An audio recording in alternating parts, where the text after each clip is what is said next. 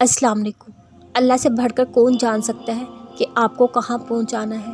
आपकी दुआएं तो आपका रास्ता आसान कर रही हैं। वो खुद कहता है तुम चाह भी नहीं सकते अगर अल्लाह ना चाहे।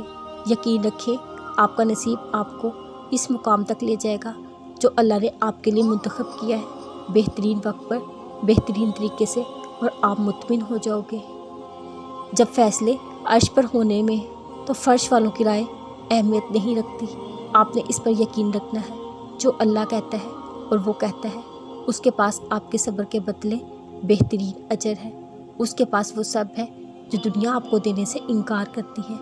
उसके दस्तरस में हर शय है, वो भी जो आपसे कहीं खो गया और वो भी जो आपको कभी मिला ही नहीं।